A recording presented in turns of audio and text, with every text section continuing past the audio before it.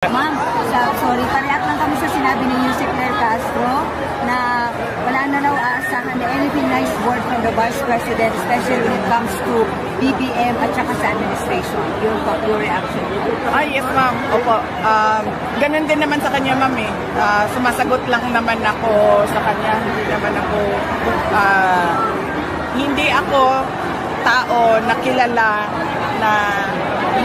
na unang nakikipag-away. Lagi ako ay sumasagot lang. At sinabi ko na yan dati, sabi ko, ano pa bang na-expect natin sa pinsan ni Franz Castro na si Claire Castro? Parang ano lang yan, mami, yung parang sinasabi nila sa computer, garbage in, garbage out. So, pumapasok sa kanya, basura, lumalabas din sa bibig niya, basura lang. Okay, next question, Marian. Ma'am, ganun lang po sa ICC po, yung defense lawyers po, nag-formally challenge na po nila yung jurisdiction ng ICC po sa pag-arrest po yung PRD for alleged crimes against humanity. They are appealing po na music release and i-nullify po yung kaso. What's your comment on that? And nakakausap niyo po si PRD? Napag-usapan yan noon ilang beses yung jurisdiction issue at ngayon ay nakalagay na officially sa ICC website yung pagbabasura ng kaso dahil sa kawalan ng jurisdiction ng ICC at sa immediate release ni Pangulong Duterte. Ma'am, yes. Nakapagtapos niya na rin po sa Pangulong? Wala pa. Hindi pa siya.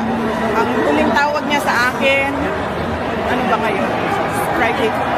Ang huling tawag niya sa akin, Tuesday. Follow-up ko lang po yung natin. Attorney Claire Castro. Una, sinabi na po ni Franz Castro na hindi daw niya kamag-anak sa Attorney Claire. Pero sinabi po ni Attorney Claire na sana raw po i-level up niyo ang pakikipag-argumento rason sa rason, datos sa datos. Hindi po yung pamumulitika ang excuse. Okay. Oo. Dapat sinasabi niya yan na sa sarili niya kasi siya yung unang-una na mumulitika gamit ang opisina ng Office of the President. Nakakahiya sa buong mundo na ganyan yung nagsasalita para sa opisina ng Pangulo. At ano ba yung sinabi niya isa? Sana i-level up niyo raw po ang pakikipag-argumento rason sa rason, datos sa datos. Siya din, dapat niya sabihin sa sarili niya, dapat siya pumunta sa harap ng salamin at sabihin niya yan na ngayong araw na ito ay hindi na ako aatake sa mga kalaban ng aking boss at ang sasabihin ko lang ay ang mga ginagawa ng aking boss para sa bayan. Apparently, wala kasing ginagawa yung CBBM para sa ating bayan. Kaya wala din masabi yung tagapagsalita. So sabi ko nga, garbage in, garbage out. Okay. Ma'am, next question. Ma'am, you have a question? Bibi Sara, what can you tell us about the meeting de avance today led by Kimer Olaso with your presence here in Zamboanga City? And you also mentioned na dapat kikilangin talaga ang kandidato, lalo na ang kandidat nito anong meron. At saka hanapin ang kulang sa earth at saka yes ma'am, oo. Kasi narinig ko kanina, tinatanong ko yung mga tao kung magkano natanggap nila sa AKAP. Sabi nila 1,000. Tapos, tinanong ko kung magkano natanggap nila sa AIC, sabi nila 2,000. Wala namang AKAP na 1,000 at AIC na 2,000. Ma'am, kahit saan mo tingnan sa budget at sa DSWD. So, dapat yung mga tao dito sa Zamboanga City, hinahanap nila na saan na ba yung kulang o balanse noong AKAP na hindi nila natanggap at saka yung AIC na nawawalang 8,000 pesos.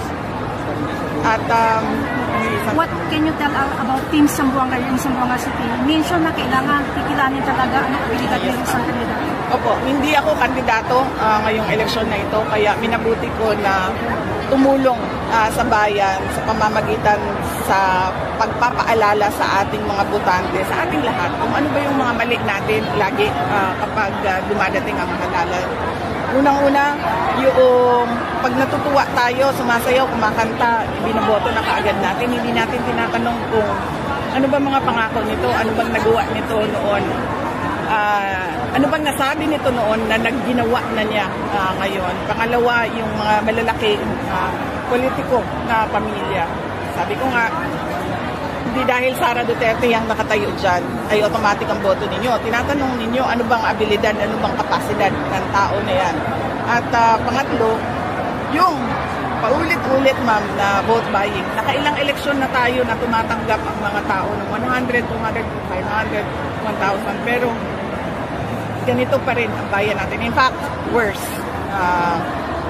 Mas malala pa yung problema natin ngayon sa illegal na droga, sa kriminalidad, sa kagutuman, ma'am, ng mga tao at sa kahirapan. Next question, Queenie Casimiro, ABS-CBN.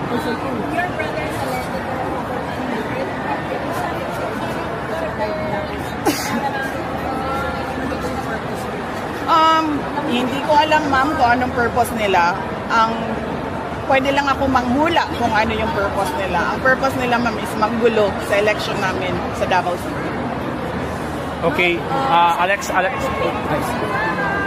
Ang mga staff and mag-rate sa bahay.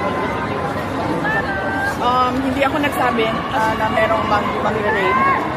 Sabi ko nga, pwede lang ako manghula kung bakit dumating yung mga staff at mga CIDG personnel. Dahil malapit na ang eleksyon, malamang parang magulo. Okay, last question, Alex. Times of London. Alex from the Times of London. Are you confident, Madam Vice President, you'll get the votes you need in the Senate for the impeachment trial? Are you confident you will get the senators elected you need to help you in the impeachment trial? I've not been thinking about that. I leave it up to the lawyers to prepare for the impeachment. They've been preparing for it since the moment one of the members of the House of Representatives announced that there will be an impeachment, and that was October 2023. So right now, I leave it up to the lawyers.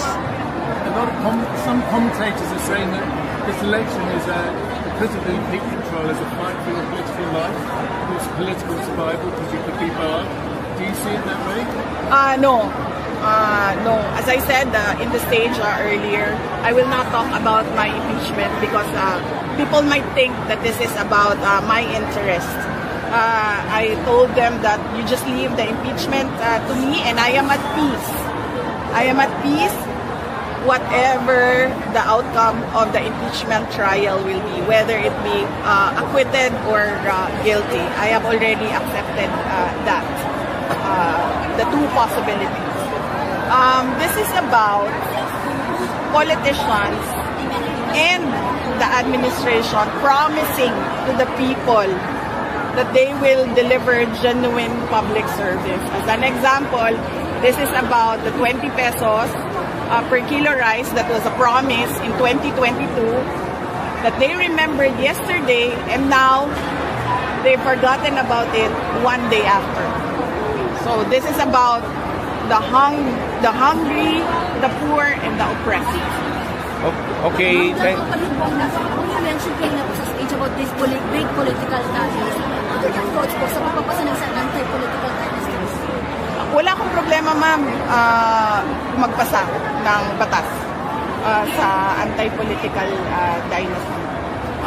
Kasi ako man ay galing din sa ganyan na pamilya. At nakikita ko din kung paano nakukontrol yung politika sa buong Pilipinas dahil lang sa tumatakbo na lahat. Ang asawa, ang anak, ang pinsan, ang kapatid, lahat ay tumatakbo. Kahit walang abilidad, walang kapasidad para mamuno.